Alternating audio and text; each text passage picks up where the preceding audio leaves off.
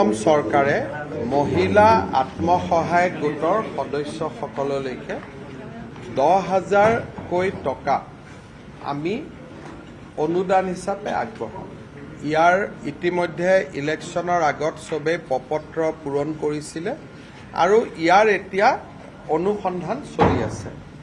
আৰু মই যিমান দূৰ জানো প্ৰায় 35 লাখ মহিলাই 10,000কৈ টকা পাব, তাৰমানে 3,500 কোটি টকা। আৰু এই 10,000 টকা ঘূৰাই দিব নালাগে।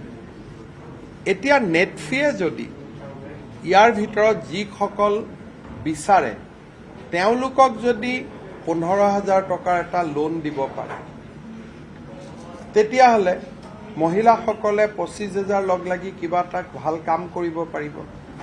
বা এই বছৰ যদিও নিদিয়ে, আমি অহা 10,000 টকা যিসকলে ভাল কাম কৰিব তেওঁলোকক আমি পিছত আৰু 15,000 দিম। তেতিয়া যদি নেটফিয়ে লগত 10,000 টকা এটা লোন দিব পাৰে, তেতিয়া মহিলাখিনি উপকৃত হ'ব। কিন্তু নেটফি ইমান ডাঙৰ অনুষ্ঠানো নহয় যে সকলোকে দিব পাৰিব। গতিকে আমি গোটেইকেইটা নেটফি আৰু বেলেগ বেংকসমূহৰ লগতো কথা পাতি আছো যে চৰকাৰৰ টকাখিনিতো সুদো দিব নালাগে, ঘূৰাই দিব নালাগে, অনুদান হ'ব।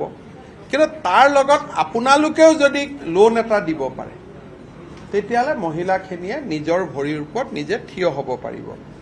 এইটো এটা আমাৰ ডাঙৰ প্ৰগ্ৰেম এটা আমি চিন্তা চৰ্চা কৰি আগবাঢ়ি গৈ আছো।